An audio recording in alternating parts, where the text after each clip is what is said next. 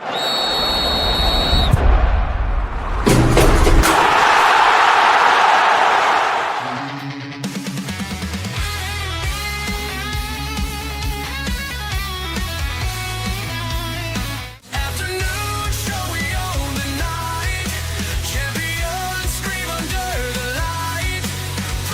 is a great honor for every fan of the Dallas Cowboys.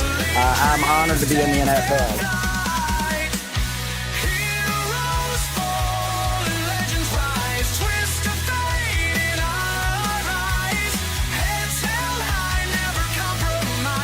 What can I say?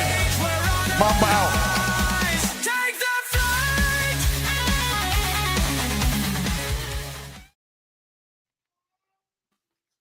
All right, what's happening, everybody? Welcome to the afternoon show presented by ESEN. I'm Chris Gonzalez, joined by Tony Gonzalez and Jay McLovin.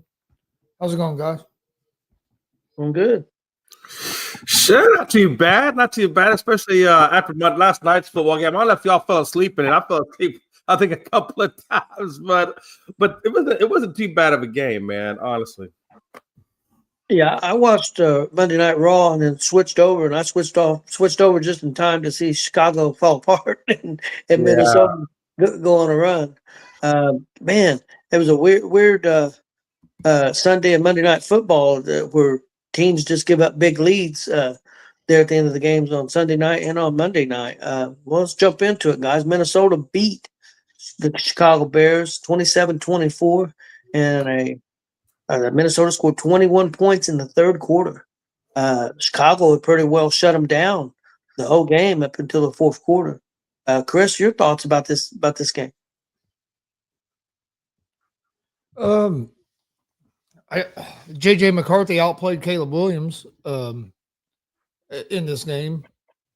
Minnesota got off to a rocky start offensively, couldn't get no drives going. Basically the whole first half until Chicago fucked up.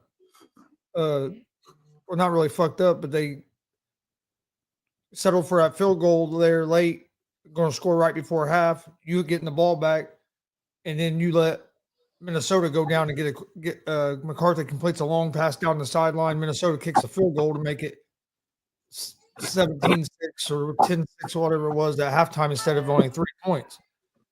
And that throw right there, I think, gave McCarthy some a little bit of confidence, because he came out in the second half, looked like a totally different quarterback than the first half.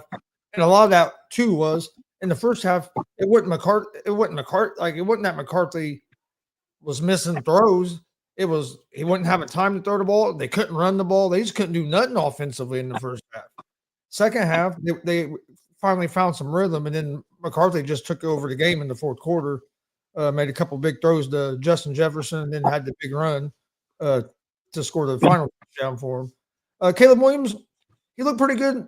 I thought he looked pretty good in the first half, especially the first drive. But then he went from getting the ball out on time to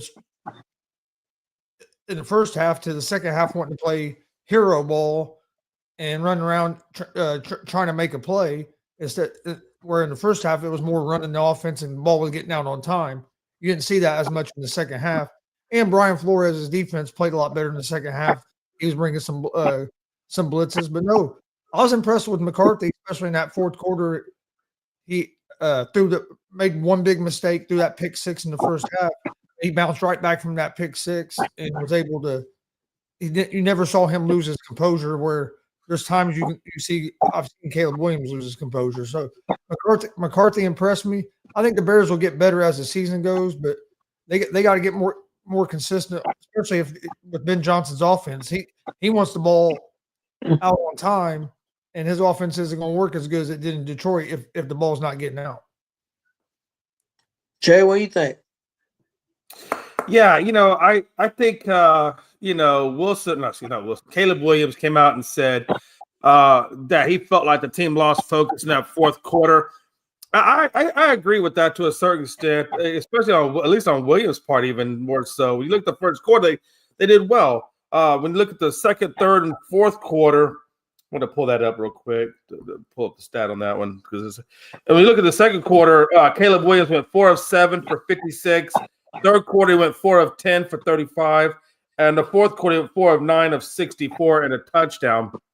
So I think there was a little bit of loss of focus on Chicago as a whole. But also, I think McCarthy, to your point, Gonzo, was his first real, official start. I think he probably came out a little bit nervous in that first half. Took him a little while to get his feet wet. I think they went in there at halftime. I think Kevin O'Connell probably had a couple of conversations with him, settled his quarterback down, then went out there and handled business. And that fourth quarter was all McCarthy. I think there was it 2 or 3 scores. I think they put in that fourth quarter. 3. Yeah, 3.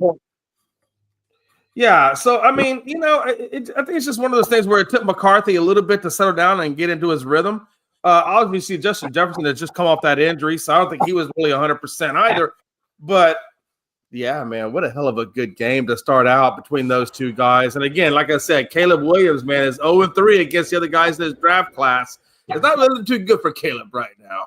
And one thing that hurt Minnesota a little bit too in that first half was, I think it was like the second drive Minnesota had. Yeah. Justin Jefferson dropped the ball, and Minnesota would have had the ball in the red zone, chance to maybe get some points early, and that might have helped settle McCarthy down. But instead, it's a drop. It's another 3 and out. You know what I mean? So I think and it wasn't an easy catch. It wasn't just like it was a little low, but he went down and hit Justin Jefferson in the chest and went right through his arms. You don't see that happen very often with Jefferson. So I think if he makes that catch, that first half could have maybe looked a little different, because that might have got McCarthy going earlier. They would have got some points right there, and then you're feeling a little better about yourself than another 3 and out. But I was impressed with McCarthy. Like, he never looked rattled. Even when everything was going bad, like, he never looked like he was rattled. And even if you saw him on the sidelines when they showed him, he was over there talking to his receivers, talking to his offensive linemen, keeping everybody spirits up. So I thought that was a good sign, showing his leadership, especially for a young guy.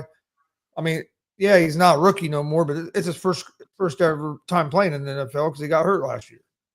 No, I totally agree with that. Let me ask you another question. I want to talk about DeAndre Swift for a second. 17 carries, 17 carries, 53 yards, 3.1 yards per carry. It was told to me today that he needs to have at least 20 or 22 carries for that number to be correct. I don't know. I think you get 17 shots at the apple, and all you're giving me is 3.1 on an average. I don't know. To me, I don't think they got enough out of DeAndre Swift. How do y'all feel about that? I think they need more out of the running game, but I think it was more of their offensive line getting pushed around by Minnesota's defensive line than it was Swift not being capable. Yeah. And that's my point, though. Do you think that if he would have gotten to 22 carries, let's say instead of 17, that average yards per carry would have been a lot higher? I don't think so, because like I said, I watched most of the game. I watched basically all that game, and most of the night, Chicago's offensive line was getting whooped. Yeah, I mean, they were, especially against the run. Minnesota done a good job of stopping the run, and then they're basically trying to get Caleb Williams off his first read, because they figured if he got him off his first read, then he was going to try to run around and make plays, and then they could try to collapse on him. But yeah, I don't think 3-4 more carries was going to make a big difference on his average. No. Let me ask one other question. Off same topic, just a different quarterback. I saw earlier today I'm gonna go back real quick to Tua, where they were saying I think one of your cornerbacks was talking about Tua, saying if you get him off that first read, that Tua is pretty much panicking. I don't know if y'all see that comment, what I'm talking about? It was Xavier Howard. Thank you. He used to play. He played for the Dolphins. He came to the Colts from the Dolphins. Yeah, he told the Colts players that either before leading up to the game, but it was before the game. He had told the rest of the Colts defense. Yeah, I just thought it was interesting because I know we were talking about. And if you watch Tua, that's I mean, if you watch him throughout his career, that's been one of his issues. Like, if you can get him off if you can get that first read covered, he can struggle. Yeah. Yeah, because he likes to get the ball out of his hands quick. And that's why his completion rate is usually pretty good because he gets it out quick. But if you stop him from getting out quick, it goes way down. He's a completely different quarterback. Yeah, I just thought that was, I know we were talking about Caleb in the first read, and that just made me think of Tua and that comment about him. So I just want to talk to you about that. Did you guys, to me, because I didn't see much of the first 3 quarters, but the big thing to me in the fourth quarter, I mean, I know I thought McCarthy played well, didn't look like a rookie at all in that fourth quarter. That's all I seen him play. He looked like an experienced quarterback out there. But the thing that really sounds like made a big difference was the offensive line from Minnesota in the fourth quarter, the way they played, because the running game got going. And when the running game got going, then the passing game got going. So I think Chicago's defense did a great job the first 3 quarters. Let me ask you this, both of you. Why do you we seen the Sunday night game and a collapse in the fourth quarter? We've seen this game a collapse in the fourth quarter. Do you think teams got tired first game of the year? Mental focus? Why do you think that these? I mean, don't get me wrong. I know Buffalo's got a great quarterback and everything, but why do you think this? McCartney's not a great quarterback yet. So I mean, you got 2 different spectrums there. Why do you think this happened? In 2 games, one on Sunday night and one on Monday night. Chris, what do you think? And then Jay. To me, they were two different things, because yet like the Buffalo comeback, they got the 15 points in like 5 minutes, where with the Bears and Vikings, if it wouldn't been for the one mistake by McCarthy and threw that pick 6, that's a 10-6 game going into the fourth quarter. So I mean, it really. And then they got that, made it 17-6, and then Minnesota went on a run. Then the Bears got the touchdown to make it 24 there right at the end of the game. Yeah, because Vikings got up 27-17. Yes. So like the Bears offense never really put up a lot of points, and like they ended up getting 17 points, but the last 7 was right at the end of the game. And the other 7 of their 24 points came off their defense, getting that pick 6. Biggest difference in that game, what flipped that game to me, was most of the game, the Bears' defensive line was controlling the line of scrimmage. Both defensive lines was controlling the line of scrimmage. Minnesota was controlling the line of scrimmage with their defense, and so was the Bears.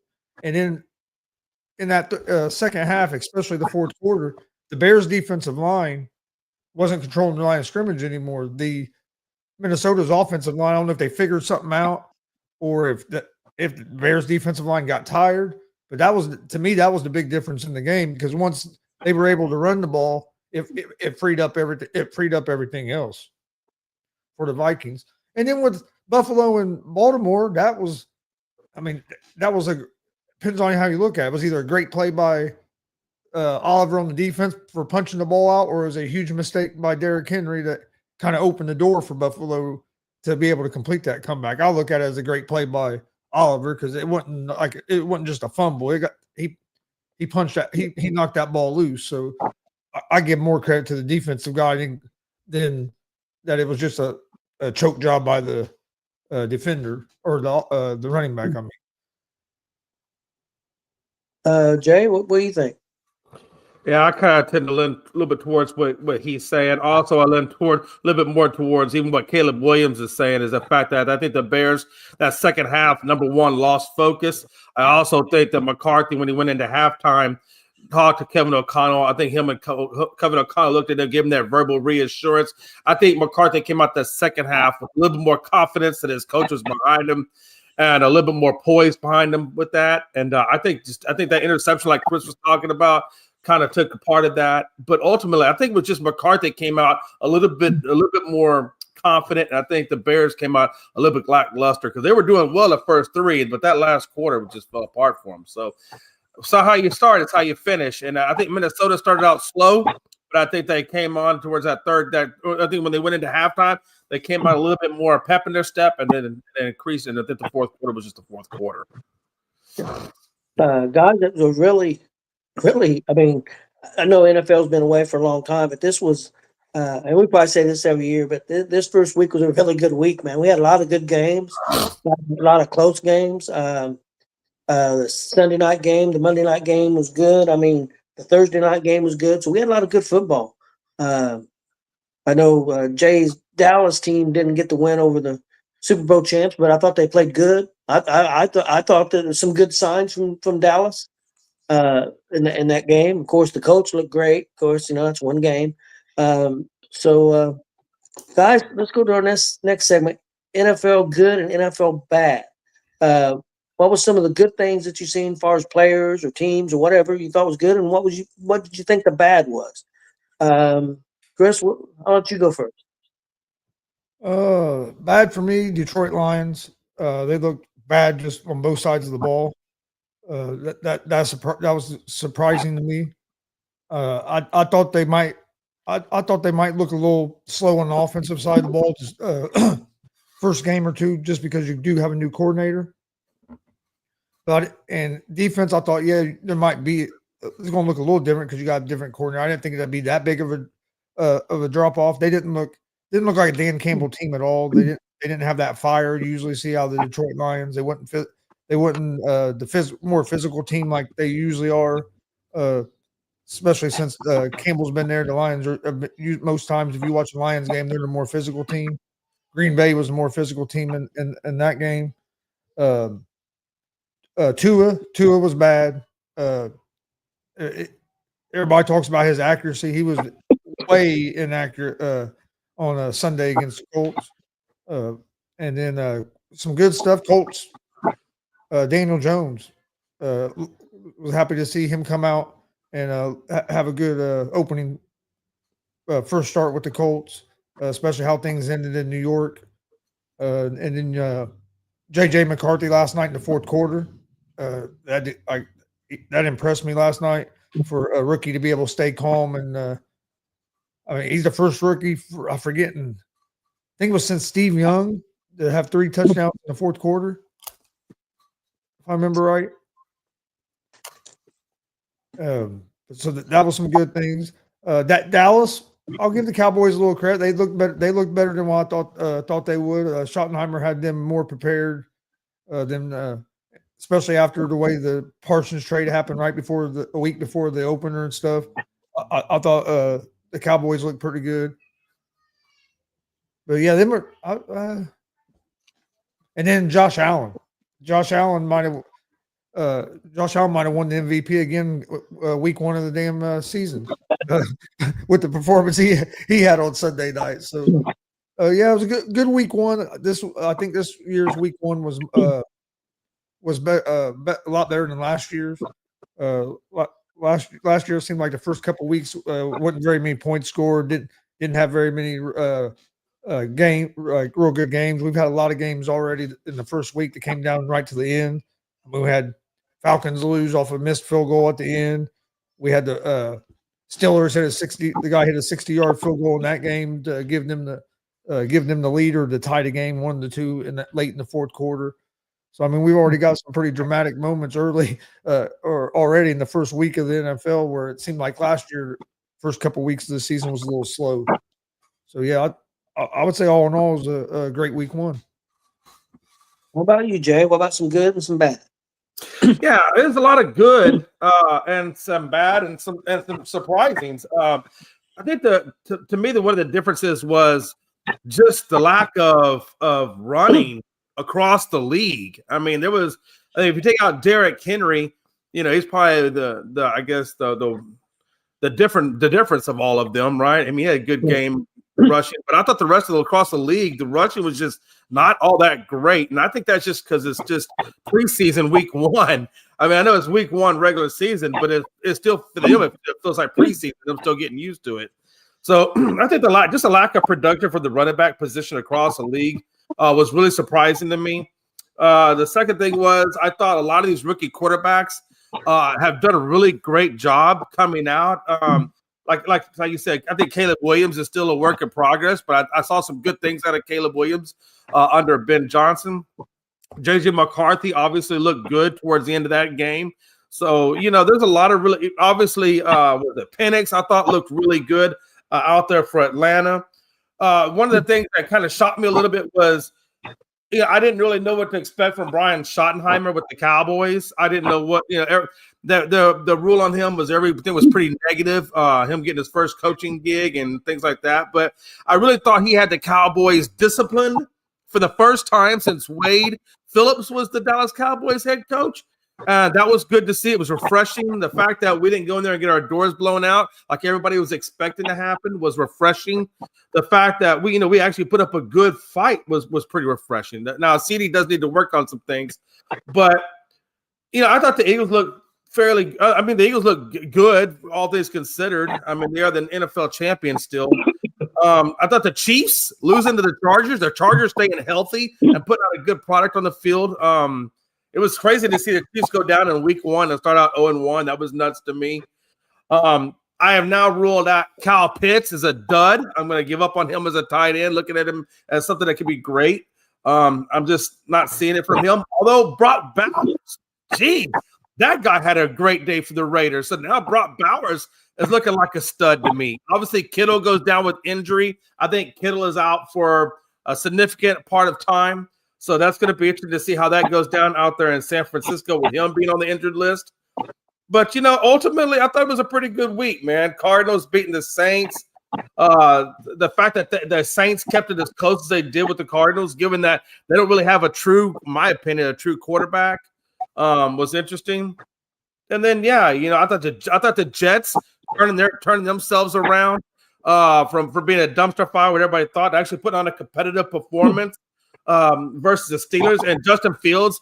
I actually got a little bit of hope now for Justin Fields being a good quarterback. I think, that Aaron Glenn and that Jets organization may actually do something they haven't done in a while, which is maybe develop a quarterback. I don't know. It's interesting. I just think across the league, Bo Nix, I think Bo Nix kind of let me down a little bit. I was a little higher on Bo Nix until that Titans game. I felt like he should have been a little bit more dominant there. So that kind of surprised me. I really thought I had a little bit higher expectations for Bo Nix week 1. But I think there was definitely some good things and some surprising things along the way. Yeah, I agree with you. I really thought Denver would beat Tennessee by 14 points, and it was a pretty close game. And Denver's offense never got going. I'll go with my bad first, guys. Cincinnati Bengals offense. And that was shocking to me. I know Cleveland's got a pretty good defense, but for the Bengals, they only got 133 yards total offense. And look at all the money they spent on offense and don't spend on their defense. So Cincinnati Bengals, the Bears' defensive collapse in the fourth quarter. You hold a team to 6 points the first 3, and then you fall apart. And the same thing, honestly, for Baltimore's defense. And also, I'm going to say Buffalo's defense didn't play real good either. They give up 40 points. I know Baltimore's a good team, but you're at home. You expect the defense to play a little better. So I wasn't happy with either one of those defenses. Miami, the whole team, not just, the quarterback, but the whole team for Miami looked like they wasn't ready to play. And I can't think of one person on that Miami team that I thought looked good at any position. And pretty much watched that whole game. So there's my bad. For my good, Josh Allen played great. I thought Lamar Jackson looked good. Another one, Aaron Rodgers, 4 touchdowns. Thought he played fantastic. Daniel Jones. Chris, what did he have? I know he had 2 rushing touchdowns. He only had 1 passing or 2 passing. He had 1 passing, 2 rushing. Three total. So I thought Daniel Jones couldn't have played any better for his opener game. He had 200 yards passing the first half, first time ever in his career. Yeah. So it looked fantastic. And then Obuko for Tampa Bay had 2 TDs. I think he had maybe about 65 yards receiving, but 2 TDs. I was impressed with him.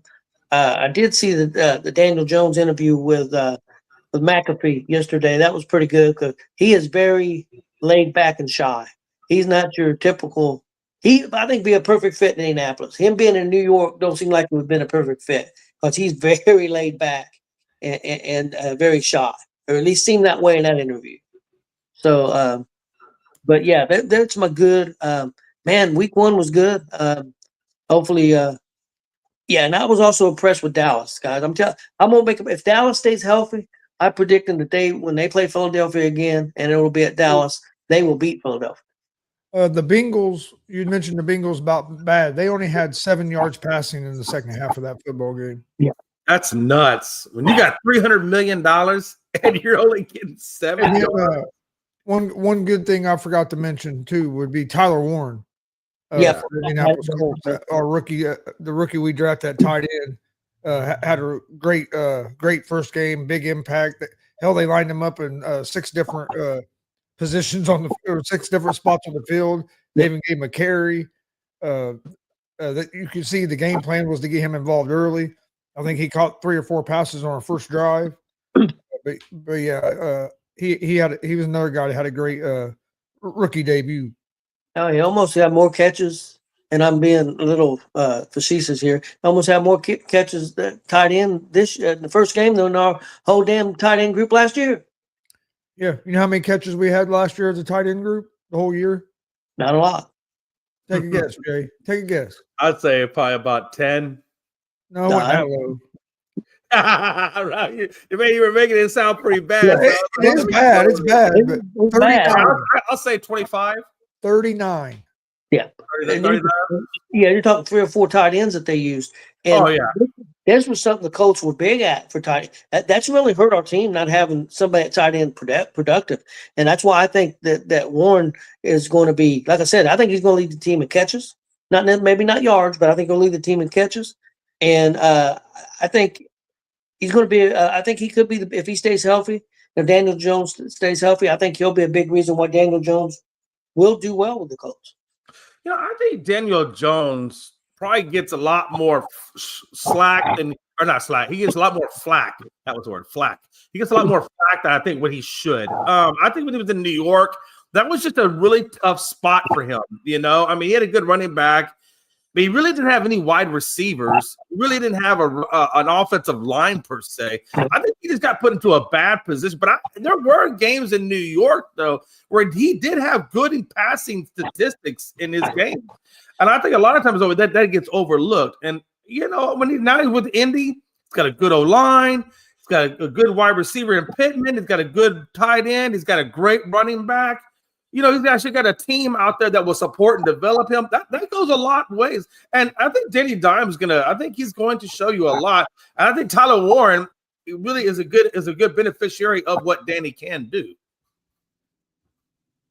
Yeah, I agree. Yeah, it was a great first week, guys. You guys got anything else, or are you guys ready to go to some baseball? I just have one more thing. Colts suck. We can go now. Well, we'll see a little bit more how the Colts got Denver. The Colts suck. The Cowboys really suck because we have a better record. We won a game. Look, you're messing with the guy with 30 years of depression over the Cowboys. There's nothing you can say that's going to be said 10 times worse. I'm not saying wait a minute. What depression looks like. Whoa, I forgot. You're not a Cowboys fan. You're really a Texans fan. But I knew you put that in there. Oh. The weird thing is the Colts play Denver this week at home, but we still play a 4 o'clock game. Yeah, I couldn't believe it was a 4 o'clock game. I thought for sure it'd be a 1 o'clock game. We always play at 1 at home. We never play at 4 o'clock at home. Yeah, so that'll be interesting. Okay, guys, let's go to some Major League Baseball. I'm gonna go to the bad first. The fucking Reds lost the extra innings. Jay, listen to this. They lost. This is the season right here. This is why the Reds are going to not make the playoffs. They've lost 11 extra inning games this year. Yeah. 11 extra inning games. That right there is why you're not going to make the playoffs. Yeah. They were up 3-1. They give up the lead. I'm very aggravated with my Reds right now. I'm glad that they were competed most of the season, but I'm unless there's something miraculous happens, I think they're done for this season. Chris, what do you think about the Reds? That's it. Again, we should have won. You're up 3-0 going into the 6th inning. You give up 3 runs in the 6th, tie it up 3-3, and then you make an error because the fucking McLean can't catch a fucking ball at first base, and that's why one of the reasons they were able to score their run in the 10th inning. Yeah. But guy bunted to try to get the runner from second to third. pitcher or Steer fields it, or no, Martinez fields it, throws it to first, and it was a little inside, like inside the baseline, but the runner wasn't there yet. McLean didn't have to come off the base or nothing. It hits him in the palm, and he drops it. And so now you have runners on first and third, no outs. You'd had a runner on third with one out. We strike out the next batter, so then you would have had 2 outs with the runner on third. But instead, you only had the 1 out, and then they get a base hit and win the game. But it was good. That's 2 games that we've lost. No, Chris, it was we'd won our last 2 games. But the game before that we lost was the game that we had control of the whole game and found a way to lose. And then we done it again last night. I mean, that the Mets had lost yesterday. The Diamondbacks lost. I mean, that would have been a big win for us last night to get that win, and it would have had us on a 3-game winning streak. Yep. And it'd been a big win starting this road trip out west. But we make too many errors at inopportune times. And then I mean, you can't give teams extra outs, and then you get a 3-run lead. You got to find a way to get out of it, and you can't give up a 3-run inning in the 6th. Yep. Looked like they were going to get out of it, only giving up 1 run, and the guy hit a 2-out triple that scored 2 runs. Yeah, some other scores. Phillies, of course, like you said, the Mets lost. Phillies beat the Mets 1-0. Seattle beat St. Louis 4-2. The Giants beat Arizona 11-5. Like you mentioned, Arizona lost, but the Giants won. Cleveland all over Kansas City in a big game, 10-2. Of course, San Diego beat the Reds 4-3. Dodgers come back and beat the Colorado 3-1.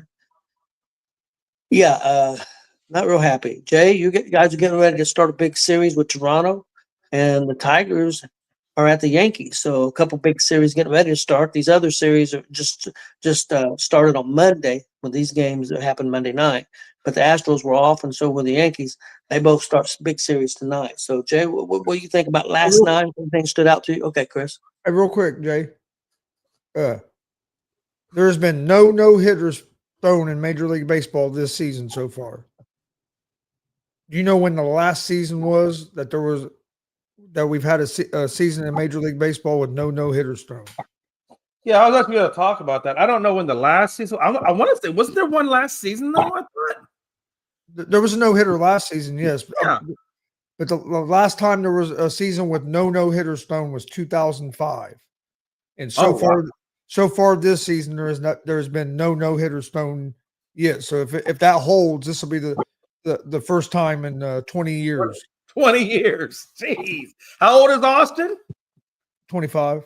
So also have been 5 years old the last time there was a no hitter. Well, wasn't even in grade school yet.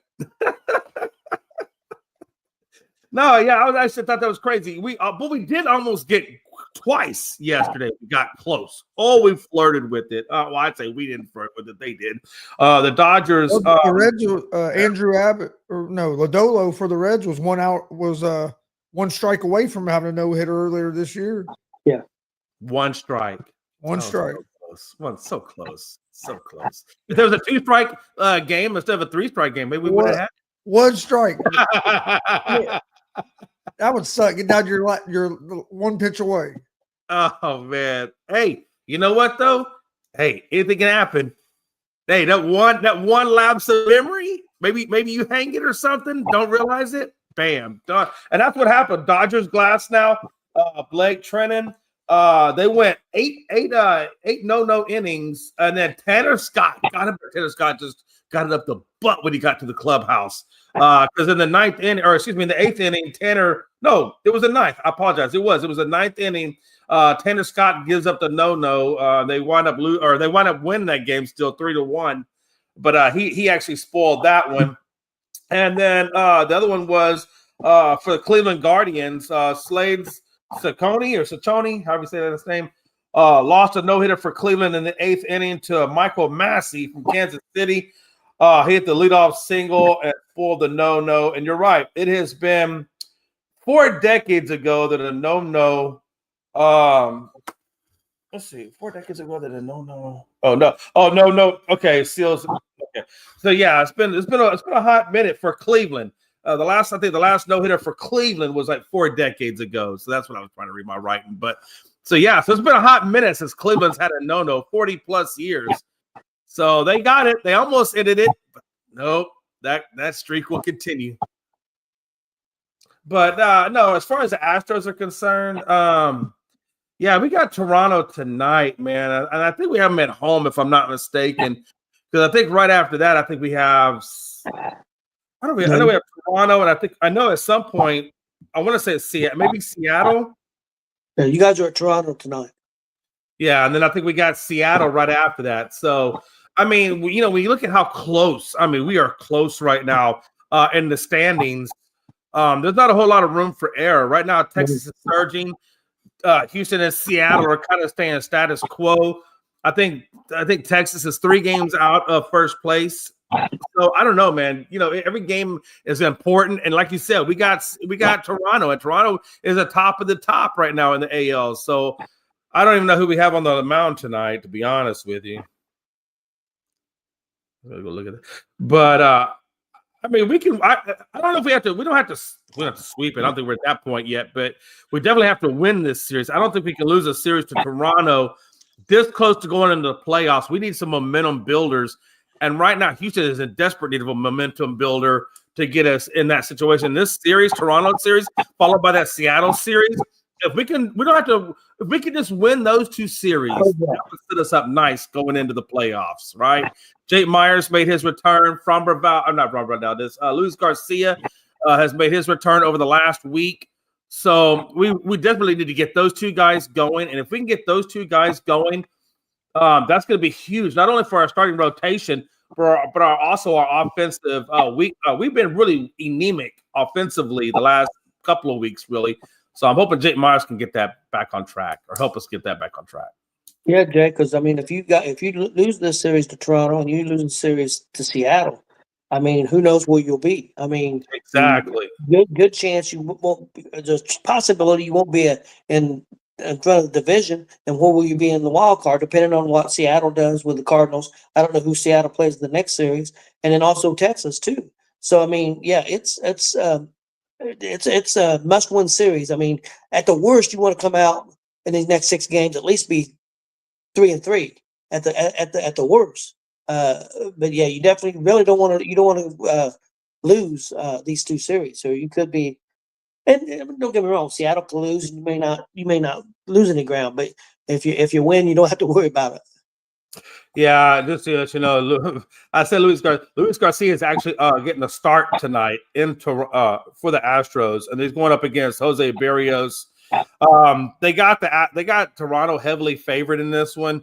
Garcia's got a 4.50 ERA, but that's not a very accurate ERA because he's only been back 1 game. So I don't really take his ERA too much into consideration. The game's at home. The fact that they got the Astros at 38% chance to win, I think that's very misleading. I think the winning chance is a little higher than just 38%. But it should be interesting tonight. Yeah, it should be. Chris, any other teams stand out to you in this playoff race right now?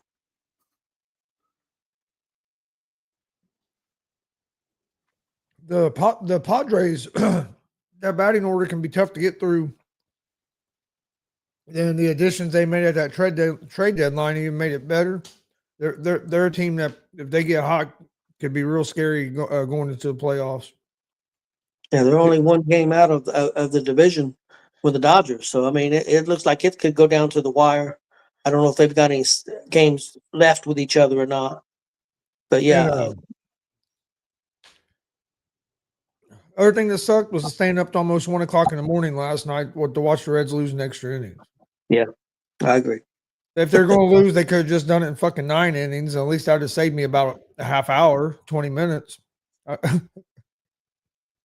It was aggravating because I was watching the football game and the Reds game, and we're up 3-0 the whole game. Like the whole game, look, it's going smooth. Oh yeah, and boom, you have that one inning. And even in our bullpen, like Pagan or Santillan came in the 8th, pitched good. Pagan pitched real good in the 9th.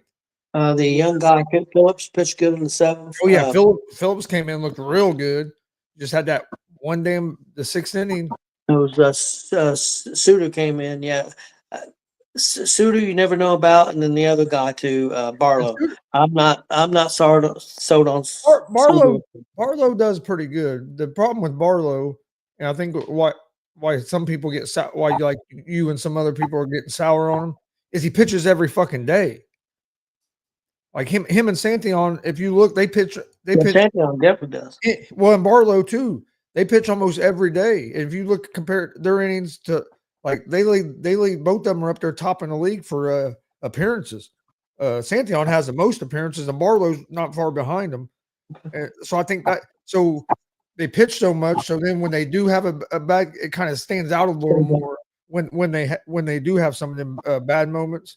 Because Barlow hasn't been terrible for us, but there is times it does. But you see him out there every day, so you're like, damn. But the Suter was a guy that early in the year I was like, dude, we need to quit pitching him. But here lately, I've been pitching pretty good. Then last night he just didn't have his stuff. Yeah. Our hitting's picked up, but our pitching has let us down at key moments as of late. So that's been kind of what the Reds. And then, like I said, if the extra inning games, man, if we go 11 of them, if we go 500 there or win 6 out of those 11, we're in a different position right now. We've been terrible in extra inning games.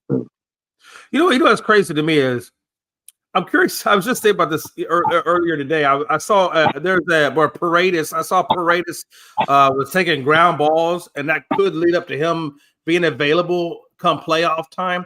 And I'm thinking to myself, what are the Astros going to do with that infield? They literally have Paredes, Correa, Pena, Altuve, Walker. How are they going? Who's going to be the odd man out there? And how do you work that? Because that's going to be a huge logjam. So I'm not sure how they're going to work that issue out once Paredes comes back.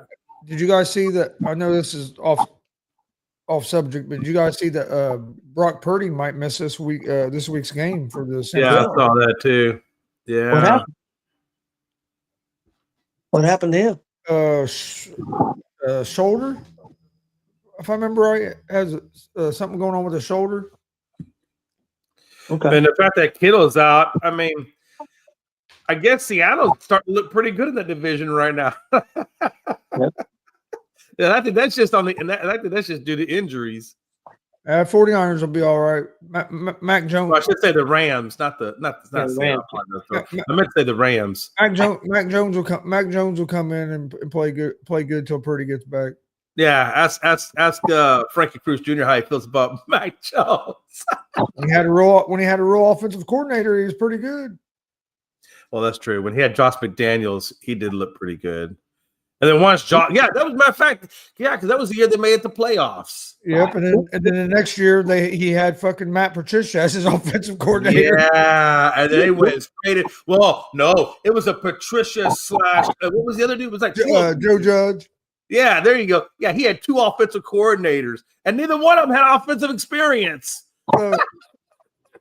Where is McDaniels at now? Is he back in New England? Yeah, I think he's a coordinator. If I'm not mistaken, he's the offensive coordinator for the Patriots now. Yeah. Okay. Hey, by the way, did you see how interesting it was that Bill Belichick won't? And I think did we talk about this the other day? No, you mentioned it, but we didn't talk about it. Yeah, hey, Bill Belichick won't let nobody from the Patriots organization come to them practices or games or whatever. And yet they asked Vrabel, and Vrabel's like, well, I mean, the man was here when Tom Brady's statue was resurrected. I guess he can come here anytime he wants. I don't blame Bill. I don't blame Bill for not letting any of the Patriots scouts there go there. Yeah. The way Kraft and them buried him in that documentary. Yeah. I wouldn't do Kraft and them no favors. I can understand them having a little bit of a grudge. Oh, they buried him, did they? Oh yeah, in that documentary, they tried to make it look like Bill had nothing to do with the success of the Patriots. That it was all Tom. It was all basically Kraft and Tom is the way that documentary tried to make it. Well, I don't know how it'd be fucking Kraft. I mean, yeah, he's spending the money, but Yeah, that documentary thing, you should watch it. But yeah, it was real good too, because I'm not a Patriots fan, but it was good. I just like watching documentaries about like dynasties and stuff like that. But, Yeah. and it was good. I liked it, but yeah, it was basically a burial of Belichick is what the Crafts used that for. well, guys, I've got to go unless we have anything else. You guys ready to get out of here? Yeah, the only thing I was gonna say was yeah, go Astros. Screw the Reds. Hell with the No. cold. Go Cal. I think the Reds are screwed. So. Nah, I'm just teasing, man. Hey, y'all won y'all's game. I lost mine, so you're already one up on me. So Go Indiana Jones, man. Let's beat those Broncos. Let's beat them Broncos ass. Let's go. One thing before you get out of here. Hey, tune in tonight, 9:00 Central, 10:00 Eastern for the evening recap show. We're gonna throw down probably be 30 45 minutes, whatever time we do. But yeah, that'll be starting tonight. That'll be a Monday through Friday show, 30 35 minutes at most, probably maybe 40 minutes. But that starts at 9 Central, 10 Eastern. That's it. Who's going to be on that show, Jay? Just me and my boy Austin and whoever else wants to come on. I sent out the what do you call it? I sent out the link in the. I'm gonna put out the link to the group chat as soon as we get off the show here in a few minutes. So it'll be pretty much anybody that wants to come on this show is available. But yeah, so it should be interesting. All right, guys. Well, everybody have a good day, and we'll see everybody tomorrow afternoon.